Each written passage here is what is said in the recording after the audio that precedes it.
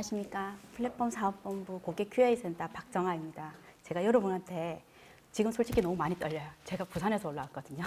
그래서 한 가지 양해 말씀을 좀 드릴게. 제가 항상 저도 상담을 조금 받거나 하면 고객님들이 하시는 말씀이 있어요. 사투리가 참 강하시네요. 그렇게 얘기를 하세요. 제가 그 부산 출신이고 하다 보니까 사투리가 좀 많이 나와요. 말하는 도중에도 중간중간에 툭 튀어 넣을 수가 있어요. 그래서 여러분들 들어주실 때 같은 한국말이니까 양해 조금만 부탁드리겠습니다. 그리고 저희가 법인 조정을 교육을 한다라는 건 실질적으로 짧은 시간 안에 하기는 조금 무리가 있어요. 그래서 오늘은 어떤 위주로 할 거냐 하면 올해 개정된 세법에 관해서, 그리고 그게 저희가 실질적으로 혹시 법인 조정 프로그램을 사용하고 계시는 분들이 있으신가요? 없으시죠? 하면 대부분 세무 대리인 분들한테 위임을 하시거나 해서 진행을 하실 거예요. 그러면 그분들이 고객님들한테 요구하는 자료들이 있을 수도 있고, 그리고 어떤 것 좀 해주세요라고 하시는 부분들도 있을 수 있어요. 그래서 그분들이 왜 이런 걸 원하는지 그것도 좀 들어보시면 아실 수도 있는 부분이라서 오늘 이제 개정세법 위주 쪽으로 한번 조금 진행을 한번 하도록 하겠습니다. 그러면 올해 개정된 세법을 조금 보게 되면은요, 첫 번째는요, 범위세율이 인하가 됐어요. 원래 기존에는 2억 원 이하라든지 아니면 2억 원에서 200억 이하 원 업체들이 10%, 20% 또는 22%, 25%였거든요. 근데 올해는 1%씩 각각 인하가 되었어요. 그래서 이번에 범위세 중간해납 하실 때 그 인하된 율로 해서 중간해납을 하셨을 거예요. 그래서 이 부분이 조금 바뀌었고요. 그리고 국세 환급금 가산금이라든지 부동산 임대 보증금 간주 임대료라는 그 이자율을 적용을 해서 적용하는 부분이 있어요. 근데 이 부분이 작년까지는 1.2%였는데 올해는 이제 저희가 항상 조금 시기가 좀 힘든 시기다 보니까 이자율들이 많이 올랐어요. 그래서 은행 이자율이나 이런 시중 이자율을 좀 반영을 해서 이자율이 1.2%에서 2.9%로 이번 상향이 됐어요. 그리고 세 번째는 요건 새로 올해 생겼어요. 저희가 급여 쪽이나 그리고 인사 쪽을 담당하시는 분들은 매월마다 원천세도 신고하시고, 그리고 혹시 또 간이지급 명세서, 또 연말 요번 시기에 또 보면 연말정산 지급 명세서도 제출을 했었어요. 그게 이제 시기마다 제출을 하시는데 실제로는 원천세라든지 연말정산은 너무 큰 신고기 때문에 대부분 다 기억을 하고 계시고 잊지 않고 다 내실 수는 있어요. 근데 이제 간이지급 명세서라는 이런 항목으로 신고가 되는 지급 명세서가 간혹 놓칠 수 있는 부분도 있어요.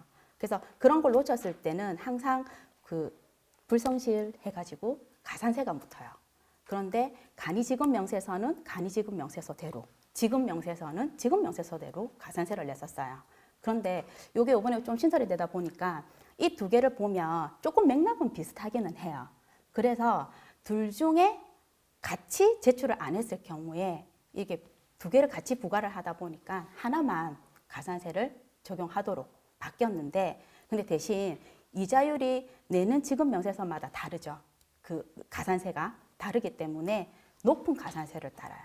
그래서 둘 중에 높은 가산세를 적용을 해서 하는데, 이 중에서 또 예외가 되는 업종도 있어요. 그러니까 일종의 사업소득 연말정산이라고 해서 지금 오신 고객님들은 해당이 안 되실 수는 있는데, 일종의 보험업체 같은 경우에는 보험 모집원 분들이 연말정산을 하시는 경우가 있어요. 저희 근로자들처럼요. 근데 대부분 사업소득이 있으신 분들이나 기타 소득이 있으신 분들은 연말정산을 안 해요. 그분들은 5월 달에 종합소득세 신고를 하게 되어 있어요. 그래서 이 사업소득으로 있는 보험모집원이나 방문 판매원, 이런 음료 배달원 이런 분들은 우리 근로자들처럼 연말정산을 하실 수도 있는데 이분들은 이 조건에 안 들어가요. 그래서 그게 조금 차이가 있고요. 그리고 네 번째는 2월 결손금 공제되는 부분이 조금 더 늘어났어요. 저희가 2월 결손금이라는 건 저희가 장부를 이제 결산을 하시다 보면 이익이 되실 수도 있고 또 손실이 되실 수도 있어요. 그렇죠? 그러면 전년도에 우리가 결손이 난 금액을 가지고 올해의 이익 부분에서 조금 차감을 시켜 나가는 부분인 건데, 실제로는 이게 무조건적으로 내가 가지고 있는 2월 결손금이 많아서 100%를 다 해줄 수는 없어요. 그러다 보니 나라에서 정해놓은 한도가 있는데 그 한도 부분이 60%였는데 올해는 80%로 늘었어요. 조금 더 많이 늘어났죠. 그래서 이건 조금 좋은 것 같고요. 그리고 기부금이 명칭이 바뀌었어요. 예전에는 저희가 기부금 같은 경우는 명칭을 보자 한다면 뭐 쉽게 보면은 법정 기부금 또는 그 지정 기부금 이렇게 지정이 됐었는데 이 부분들이 명칭을 좀 바꿔서 특례 기부금, 일반 기부금 이런 형태로 좀 바뀌었어요. 그리고 특례 기부금에 한국장학재단 이쪽 부분으로 들어가는 기부금도 포함이 되고요. 문화접대비로 들어가는 부분도 적용 기한이 연장이 됐어요. 자, 그리고 요거는 중간해납 의무 그 면제 대상인데요. 중간해납 그 납부하시는 금액이 30만 원 미만이신 분들이 납부 면제가 됐었어요. 그런데 50만 원. 근데 제가 보기에는 여기 계신 분들은 여기에 거의 해당은 안 되시지 않을까 싶어요. 그리고 자, 이게 조금 이슈였어요. 2024년 시작하자마자 개정 과목이라든지 이런 부분에 여러분들도 이슈가 되지 않았나 싶어요. 접대비가 전부 다 기업 업무 추진비로 다 변경이 돼버렸어요. 그런데 이게 시행은 2024년 1월 1일부터예요. 그래서 2024년도로 넘어오실 때 23년도에서 결산 이제 그 하시다가 마감 우회를 하셔가지고 24년도로 왔을 때 기업 업무 추진비로 변경이 되었는데요. 왜 이 법인 조정에서 이게 넣으냐 하면 개정은 2024년 1월 1일인데 서식이 바뀌었어요. 23년도부터. 그래서 이번 법인세 신고할 때도 예전에는 접대비 조정 명세서로 들어갔거든요. 근데 이제 서식이 바뀌다 보니 전자 신고할 때도 이 기업 업무 추진비라는 명칭으로 다 들어가게끔 바뀌어 버렸어요. 그래서 나중에 법인 조정에 갔을 때도 기업 업무 추진비로 진행이 됩니다. 그리고 요거는 제가 지금 아까 조금 보다 보니까 파일이 잘못됐어요. 여기 개정된 부분이 좀 잘못되었는데 기존에는 일반 법인하고 지주회사가 그 배당금에 대해서 그 적용되는 율이 다 달랐어요. 그리고 상장법인이나 비상장법인이나 따라서도 다 달랐거든요. 근데 이제 이거를 통일화시켰어요. 그래서 상장법인인데 지금 요게 율이 좀 잘못돼가지고 앞에 거랑 똑같을 거예요. 그쵸? 근데 여기 놓은 게 100%는 100%고요. 그 다음에 30%에서 100% 미만이 20% 미만으로 20% 미만 20% 이상 80% 미만 그리고 20% 미만 요 조건으로 율이 동일하게 바뀌었어요. 그리고 중소기업 특별세 감면은 가장 많이 받으실 거예요. 중소기업에 해당하시는 업체들은 거의 대부분 이 조건을 받으시더라고요. 보니까. 근데 이게 원래는 22년도 12월 31일까지 종료가 되는 감면 항목이었어요. 근데 올해 연장이 되어서 2025년까지도 이 항목으로 감면을 받으실 수가 있어요. 자, 그리고 이게 가장 핫 이슈입니다. 올해. 저희가 법인 조정을 바라봤을 때 제일 큰 이슈예요. 뭐냐면 청년의 나이 기준이 달라집니다. 원래 저희가 청년을 직원들을 고용을 하시고 상시 근로자 수와 그리고 청년 근로자 수로 나눠서 구분을 지어서 이제 계속 관리를 하셔야 돼요. 그 관리를 하셔야 되는 이유가 법인 조정을 하실 때 세액을 공제를 받는 조건이 있어요. 그 조건 중에 고용 증대 세액이라고 해서 직원분들을 계속 증가했을 경우에 그 증가한 직원 수에 따라서 공제받는 금액들이 큽니다. 그래서 상시 근로자 수와 또 청년의 근로자 수는 그 공제받는 금액도 달라져요. 그런데 이게 고용증대를 세액을 공제를 받을 때 청년의 나이 기준을 몇 세까지 보느냐 그 기준이 원래는 29세였어요. 근데 지금 제가 이 부분 말고 또 뒤에 가서 설명을 해야 되는 건데 하다 보니까 먼저 나왔는데 감면을 받을 때 적용되는 청년의 연령 범위가 위의 표에 보시면 연구개발 특구 입주 감면 그리고 요런 제일 밑에 첨단 의료까지는 29세까지였어요. 그리고 밑에 있는 두 가지 항목은 창업 중소기업에 대한 건 34세까지였는데 요건 감면이에요. 감면과 공제는 또 달라요. 그래서 감면을 받는 조건의 청년의 나이가 15세에서 34세로 변경이 돼버렸어요. 그러면 이 감면을 받을 때도 청년의 나이를 적용을 할 때는 34세까지 기준으로 해서 근로자 수를 계산을 하셔야 된다는 거예요. 그리고 두 번째는 요게 또 이제 두 번째 이유인데 자 국가 전략 기술 등 세제 지원의 확대라고 해서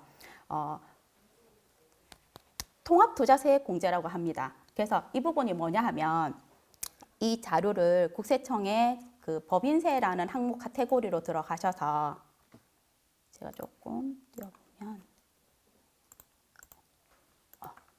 자료실에 이런 항목들이 있어요. 보실 수가 있어요.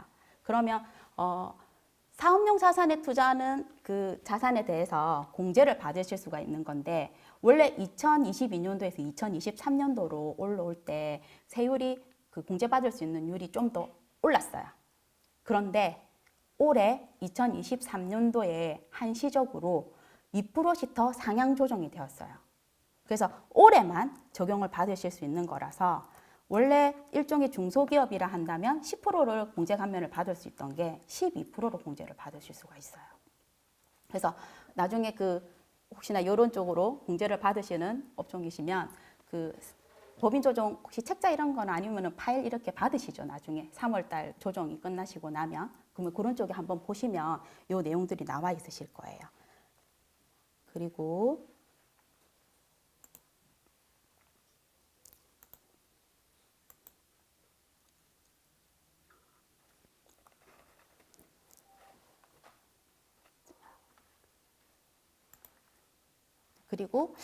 이제 이 부분인데 이게 또 제일 중요한 게 아까 청년의 나이가 29세에서 34세로 바뀌었다 했었잖아요.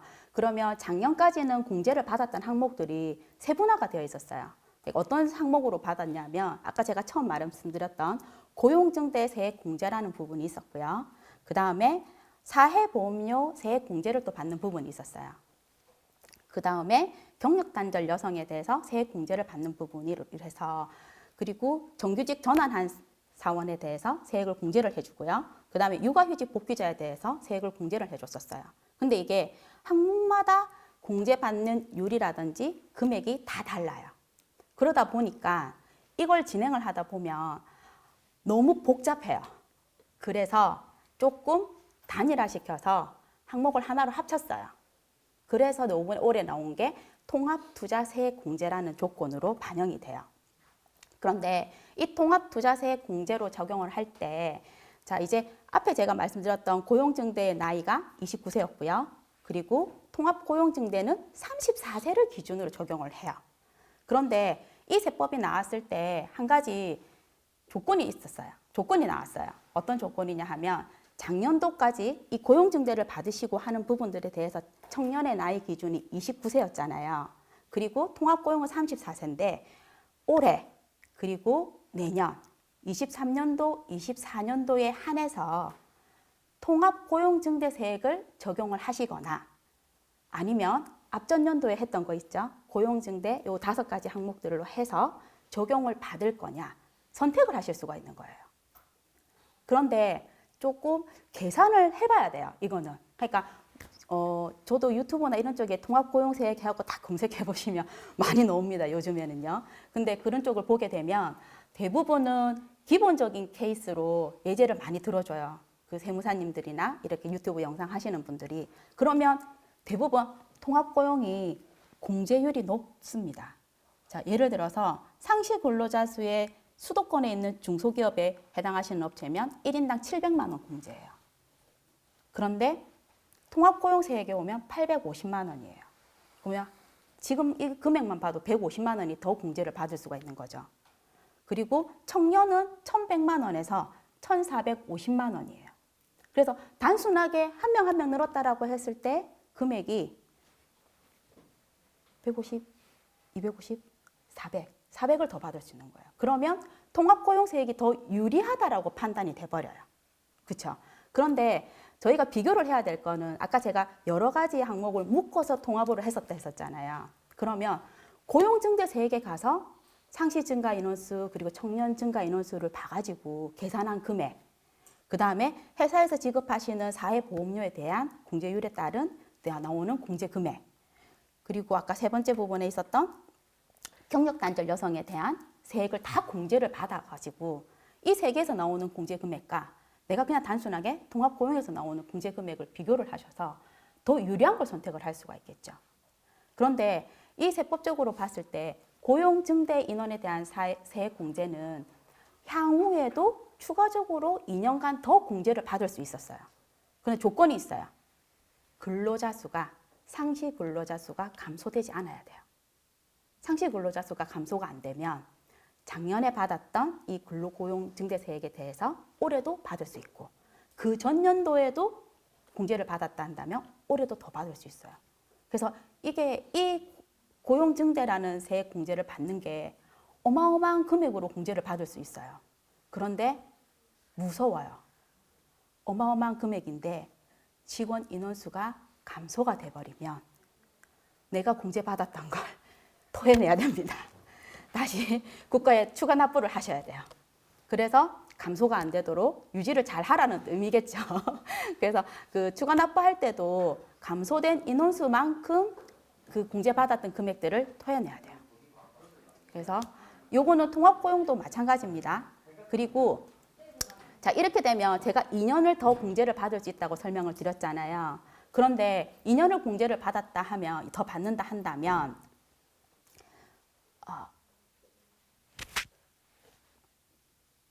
갑자기 문이 닫히는 바람에 제 머리가 다쳐버렸어요. 그래서 2년을 공제를 받는다 하면, 자, 이 의문이 드실 수 있겠죠. 앞전 올해는 23년도에 고용증대하고 통합고용증대를 내가 선택해서 공제를 받을 수 있다 했었어요. 그런데 우리 회사가 작년도에는 분명히 고용증대 세액 공제를 받았을 거란 말이에요. 그러면 내가 올해 통합고용증대를 선택을 했을 때 2차년도, 3차년도 공제를 받을 수 있느냐라는 의문이 들게 돼요. 왜냐하면 세법 조항이 내가 공제받는 조항이 달라져 버렸잖아요. 그런 의문이 드는데 어떤 세무사님이 으슬감사하게 질의를 남겨서 답변을 받았어요. 그래서 어떻게 되냐면 올해는 통합고용증대세액을 적용을 받는다 하더라도 앞전 연도에 받았던 고용증대세액 공제에 대해서 2차년도, 3차년도 공제도 받을 수 있다라고 했었어요. 그래서 올해 만약에 서식이 들어간다 한다면 통합고용을 선택했다 한다면 통합고용도 공제를 받으시는 거고 앞전 연도에 적용했던 고용증대세액에 대한 것도 2차년도, 3차년도도 공제를 다 받으실 수가 있어요. 그래서 보실 때 조금 유념하시면 좋으실 것 같고요. 그러면 요 세부 사항에도 통합고용증대세액이라고 해서 이 조건에도 무조건적으로 다 되는 건 아니에요.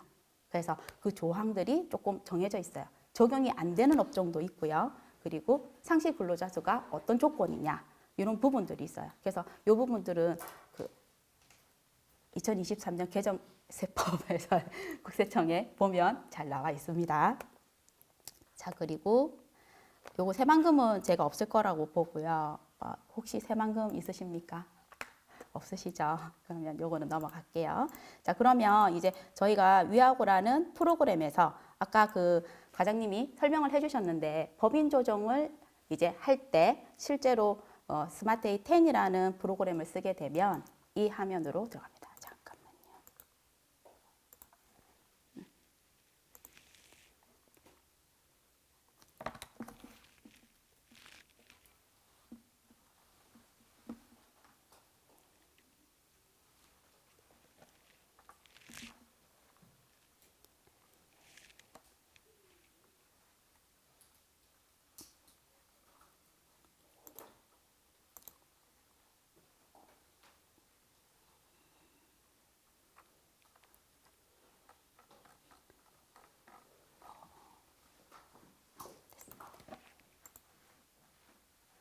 저희도 맥 기반이다 보니까 인터넷이 안 잡히면 안 됩니다. 사용을 못 합니다. 그래서 잠시만요. 자, 그러면 아까 그 스마트에이 그 아이유에서도 왜 데이터를 내려서 가져오셨잖아요. 그렇게 가져오게 된다 한다면 조금 상세하게 보여드리면 저희가 이 세무 대리인분들도 조금 모르실 수 있어요. 적응이 지금 올해 처음 나왔던 거기 때문에 모르실 수도 있는 부분이라서 메뉴 위치가 기초정보관리에 보면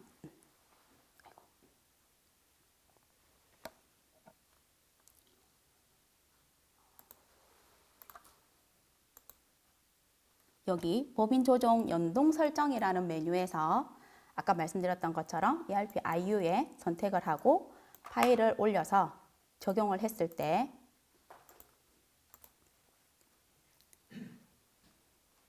우선은 반영이 되는 항목의 그 메뉴들은 지금 오른쪽에 나와 있는 메뉴만 된다라고는 보셔야 될 거예요. 그래서 그 외적인 거는 다 이제 직접 입력을 하셔야 된다라는 상황이 되는 거고요. 그러면 여기 위에 ERP IU 데이터를 가지고 와서 연동을 해서 재무제표를 보고 한다라고 보시면 되시고요. 그러면 아까 말씀드렸던 것처럼 이제 지금은 프로그램에서 어떤 순서로 흘러가는지를 한번 보여드리도록 할게요. 자, 원래 결산이 끝나고 나면 이 결산이 되어 있는 재무제표를 가지고 법인 조정을 진행을 합니다. 그래서 재무제표를 가지고 오는데요. 일반적으로 여러분들이 보시는 재무제표는 일종의 내가 원하는 계정 과목을 마음대로 사용을 하실 수가 있으시잖아요. 추가하실 수도 있고 안 쓸 수도 있는 거고. 그런데 표준 재무제표라고 나와 있는 표준 대차대조표, 손익계산서, 원가명세서, 이익잉여금 처분계산서는요. 항목이 딱 정해져 있어요. 그래서 아까 저희 과장님이 말할 때 매칭을 계정 과목 매칭을 잘해야 된다라고 말씀을 하셨잖아요. 그 조건 때문에 그래요. 체계가 조금 다르기 때문에 그걸 보고 맞춰야지 정확하게 들어올 수가 있고 만약에 세무대리인분이 그 금액이 주신 재무제표 출력본이랑 달라요라고 하실 수 있는 상황이 또 생길 수는 있어요. 그러면 편집을 하시도록 권하셔야 될 것 같아요. 왜냐하면 다시 또 업무하시는 중간마다 또 매번 또 그걸 자료를 또 만들어서 주시기도 번거로우신 부분이 또 있으실 거고 그러면 여기 위에 편집이라는 키를 누르셔서 여기 입력하실 수 있는 단만 저희가 오픈이 되어 있어요. 그래서 이 부분으로 입력을 하셔서 저장을 하시면 되고요. 만약에 IO 데이터를 불러오기를 하게 되면 여기 새로 불러오기 할 때 내용이 떠요. 그러니까 현재 설정된 연동 제품 ERP IU 데이터를 불러오시겠습니까? 라고 적용이 돼요. 세무대리인이 불러오겠는데 저 IU 데이터 하시겠습니까? 문구가 안 떴다 한다면 연동을 안 하신 거예요. 그리고 이제 표준 재무제표가 재무제표를 순서대로 읽어주는데 왜 결산하실 때 보면 원가 명세서가 저희가 제일 먼저 생성이 되죠. 그러면 제조 원가가 판단이 되실 거고 그 다음에 표준 손익계산서에 제조 원가가 매출 원가에 또 반영이 되시잖아요. 그 연결고리가 맞아야 되는 것처럼 저희도 법인세를 신고할 때 재무제표에 그 연결고리가 맞아야 돼요. 그래서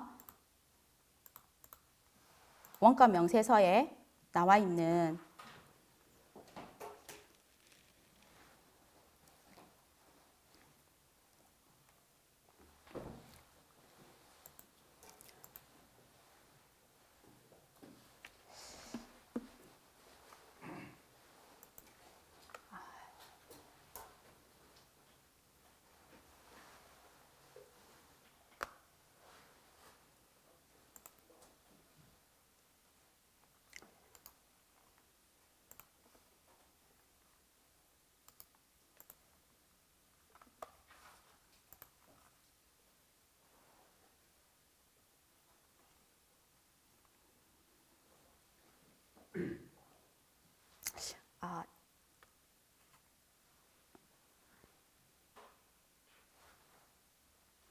자, 그러면 원가 명세서도 종류가 좀 다양합니다. 그러니까 국세청에서도 지정하는 원가 명세서가 제조 원가 명세서, 공사 원가 명세서, 분양 원가 명세서, 뭐 운송 원가, 기타 원가처럼 여러 가지로 나눠지거든요. 그래서 메뉴는 하나이기 때문에 내가 원가 명세서는 2개, 3개가 생기실 수도 있어요. 실질적으로. 그래서 내가 해당하는 제조 원가 명세서를 선택을 해서 원가 명세서를 선택을 해서 데이터를 조회하고 저장을 하셔야 됩니다. 자, 그리고 저희가 아까 내려오는 데이터에는 이익잉여금 처분계산서가 없었어요. 그래서 이익잉여금 처분계산서는 직접 입력을 하셔야 돼요. 그러면 이익잉여금 처분계산서가 이익이 되실 수도 있고 또 결손이 되실 수도 있어요. 그러면 이익일 때는 좌측, 그리고 결손일 때는 우측으로 입력을 한번 해주시면 되세요. 자, 이렇게 재무제표가 결정이 되고 나면 이제부터는 조정이 됩니다. 그러면 내가 수익 금액이 얼마가 되며 그리고 우리가 결산을 할 때 장부상에 입력해놨던 경비들이 실제로 세무조정상 인정을 받을 수 있느냐 없느냐를 검토를 하셔야 돼요. 그래서 그 검토하시는 이제 수익 금액부터 보게 되면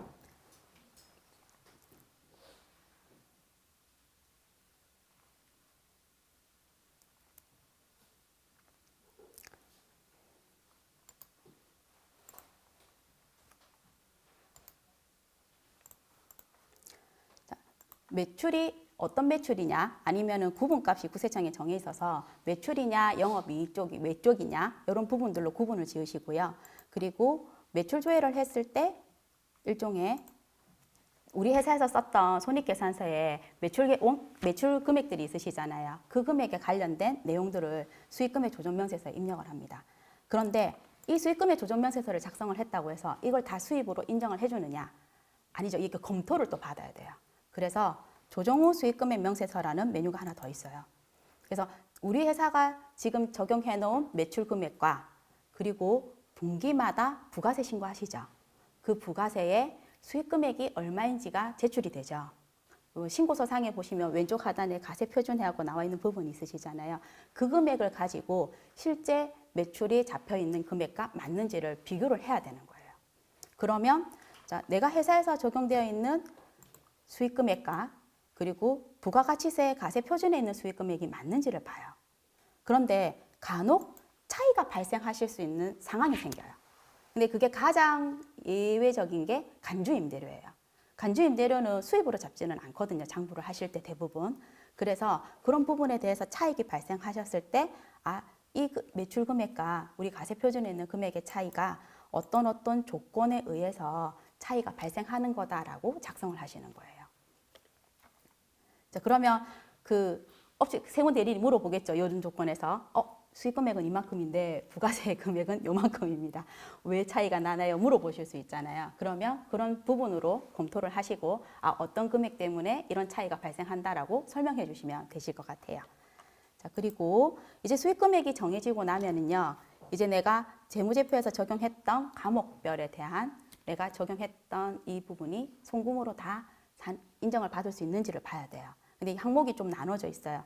가장 대표적인 게 접대비죠. 아까 접대비가 제가 명칭이 바뀌어서 기업 업무 추진비로 바뀌었다라고 했어요. 그래서 올해부터는 기업 업무 추진비로 나오고, 그리고 자, 이제 내가 수익 금액을 기준으로 해서 조정이 됩니다. 자, 그러면 자, 이것도 자, IU에서 데이터를 가져오면 접대비에 대한 금액이 통으로 들어옵니다. 합계된 금액으로 들어옵니다. 그러면 자, 이제 접대비를 나갈 때 저희가 한계적으로 조건들이 좀 나눠지죠. 경조사비에 쓴 금액인 거냐? 아니면 문화접대비에 썼느냐? 아니면 국외에 관련해서 썼느냐? 이런 조건들이 또 나눠져요. 그러면 이 나눠지는 항목에 대해서도 또 세부적으로 작성이 돼야 됩니다. 그렇게 작업을 해서 이제 받을 수 있는 한도 내에 검토를 해서 이 한도 금액보다 초과가 돼버리면 그 금액은 올해 송금을 볼 수가 없기 때문에 송금을 인정을 받을 수 없어서 소득금액에서 플러스가 됩니다. 그래서 한도가 초과가 되면 이 소득금액 합계표를 통해서 이 금액만큼은 우리가 송금을 산입을 못한다, 송금 불산입이 된다라는 명칭으로 적용을 해주게 됩니다. 그러면 제일 많이 쓰시는 게 지금 접대비, 그 기업 업무 추진비하고요. 그 다음에 가지급금, 이 부분을 좀 제일 많이 써요. 가지급금은 설명을 하자면 30-40분은 넘어갈 수가 있는 부분이라서 제가 설명을 조금 넘어가고요. 이런 과목별로 조정을 하게 되어서 우리가 인정을 받을 수 있느냐 아니면 못 받느냐 조건을 또 가져요. 그 과정을 거쳐요. 그리고 나면 이제 우리가 세액을 감면을 받을 수도 있고 공제를 받을 수 있다고 제가 아까 설명드렸었잖아요. 그러면 이게 공제 감면 쪽으로 보게 되면 제일 많이 받는 게 아까 제가 그랬죠. 중소기업 특별세액 감면을 많이 받는다라고 했었어요. 그런데 여기 공제감면세액 계산서라는 서식에서 중소기업에 대한 특별세액 공제를 적용을 받을 때 이렇게 자, 감면은 받을 수는 있습니다. 그런데 자, 감면된 금액이 이 중소기업에 대한 특별세액 감면을 받을 때 감면 한도가 정해져요. 최대 1억 원입니다. 감면 한도가. 그런데 아까 제가 근로자 수 막 자꾸 얘기했었잖아요. 상시 근로자 수가 감소가 되면 또 그만큼 한도는 줄어듭니다. 그래서 여기에 저희가 상시 근로자 수 계산이라는 메뉴가 있어요. 법인 조정에. 그래서 청년이 그 상시 근로자 수가 전년도와 올해가 어떻게 되는지 비교를 해요. 그래서 인원이 감소가 안 됐다 한다면 한도는 1억 원까지 받을 수 있겠죠. 근데 이제 저도 실질적으로 법인 조정 상담을 조금 받았을 때 1억 원까지 넘어가시는 분들을 보지는 못하기는 했어요. 그런데 1억 원 이상 되시는 분들은 1억 원까지 내가 감면을 받을 수 있는 건데 인원이 감소가 됨으로 인해서 그만큼 더 줄어드는 상황이 생길 수가 있어요. 감면받는 금액이. 그래서 이런 부분 감면을 받으시고요. 그리고 아까 제가 말씀드렸던 제일 오래 핫하다고 했던 고용증대 기업에 대한 세액 계산서.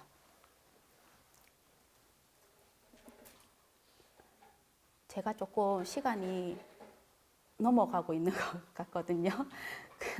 조금만 빨리 스피드하게 하고 끝낼게요. 그러면 저희가 아까 제가 왜 상시 근로자 수를 계산하는 메뉴가 있댔었어요. 법인 조정에. 그러면 요 근로자 고용 현황이라는 메뉴인데요. 자, 저희가 급여를 입력을 했을 때 나오는 그 급여를 입력을 하게 되면 사원에 대한 정보가 입력이 됨으로 인해서 그분이 청년이냐 장애인이냐 그런 조건들이 설정이 돼요. 그럼으로 인해서 저희가 불러오기를 하게 되면 매월마다 근로자 수가 몇 명이며 그리고 청년이 몇 명이 된다. 이렇게 평균적인 인원수로 보실 수가 있어요. 그러면 이제 작년에 내가 상시 근로자 수가 봤을 때 아, 올해 늘었어. 그러면 고용증대는 무조건 받을 수 있겠죠. 아니면 통합고용증대세액이라든지 그리고 청년도 늘었는지 안 늘었는지 이런 부분들도 보시고 이렇게 작성이 되어 있다 한다면 고용증대 기업에서 새로 불러오기를 했을 때 근로자 수를 불러오게 되면 인원이 반영이 되는데 제가 아까 고용증대는 청년의 나이수가 29세라고 했었어요. 그리고 통합고용은 34세라고 했었어요. 그러면 저희 프로그램에서 봤을 때 청년에 비교되는 탭이 두 가지로 나눠져요. 청년이 올해 나이 기준으로 29세가 됐을 때 그리고 34세 기준으로 됐을 때 당연히 이렇게 되면 청년이 더 늘어날 수밖에 없겠죠. 34세가 돼버리면.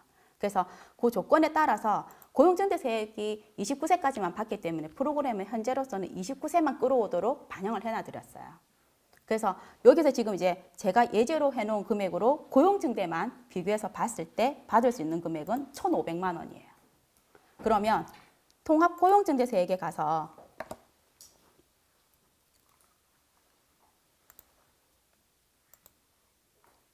자, 34세가 된 직원들을 기준으로 해서 봤을 때 보는 거예요. 이제 그래 되면.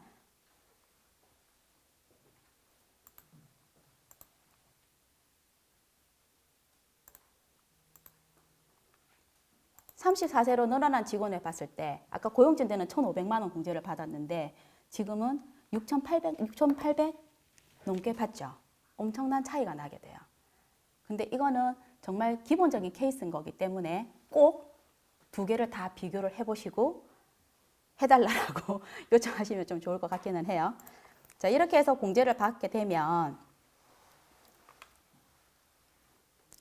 세액 공제 신청서 그리고 세액 공제 조정 명세서 이런 서식들을 작성을 해요. 근데 세액 감면은 2월이 없어요. 그런데 세액 공제는 2월이 돼요. 그러니까 우리가 그 공제를 받을 때 이만큼 받았더니 더 이상 안 받아도 되는데 그러면 이거를 좀 아껴놨다가 다음 해에 우리가 이익이 많이 났을 때 또 공제를 받고 싶을 수 있잖아요. 그래서 이 세액공제 조정 명세서에 그 이력을 쓰는 거예요. 자, 올해 공제받는 금액이 얼마인지를 적용을 하고 단기공제세액 2월에 계산해서 어떤 항목으로 내가 몇 년도를 받았고 그리고 언제 공제를 받겠다. 그래서 전년도에 공제받았던 금액들도 끌어와 가지고요. 반영을 하고요. 그러면 이렇게 22년도에 받았던 중소기업 고용증대 21년, 23년도 제가 작성을 해놨기 때문에 23년도도 되겠죠. 그래서 이렇게 해서 반영을 받으실 수가 있어요. 그런데 이 세액 공제는요. 좀 해가 지나면 지날수록 점점 공제받을 수 있는 연도가 늘어났어요. 지금은 최대 10년까지 공제를 받으실 수 있어요.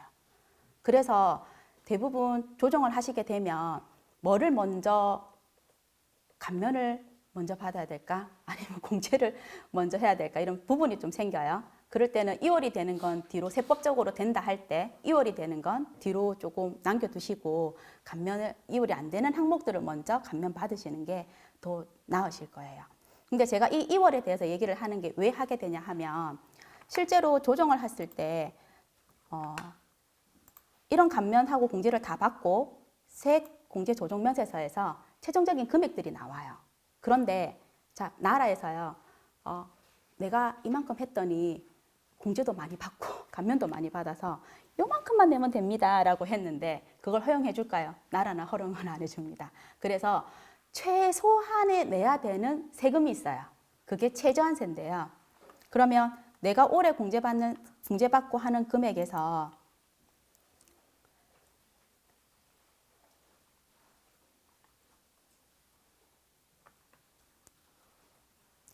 불록이 했을 때 지금은 자 보시게 되면 첫 번째 감면 후 세액은 우리 회사가 적용해서 내는 세금이에요. 공제도 받고 감면도 받고 그리고 두 번째는 최저한세라는 조건인데 업종마다 그 기업에 따라서 최저한세율은 달라요. 근데 일반적인 중소기업으로 치자한다면 7%가 최저한세인데 무조건 이 7%만큼은 세액을 내야 되는 거예요. 무조건 납부를 하셔야 돼요. 그래서 지금은 제가 최저한세보다 더 작기 때문에 뭔가를 조정할 일이 없어요. 그렇죠? 그런데 예를 들어서 제가 감면을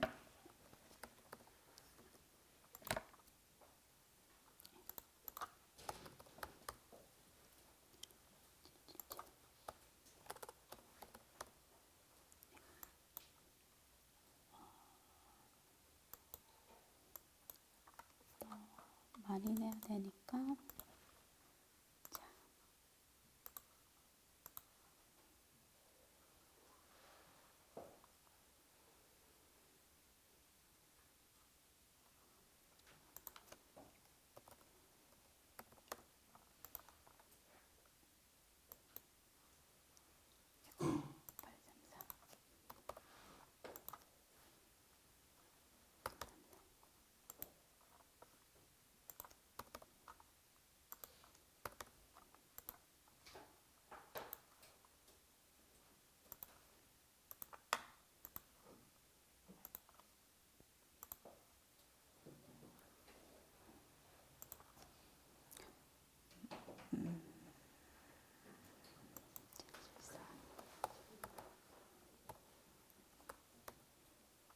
자, 이렇게 만약에 예를 들어서 가짜로 그냥 만들었어요.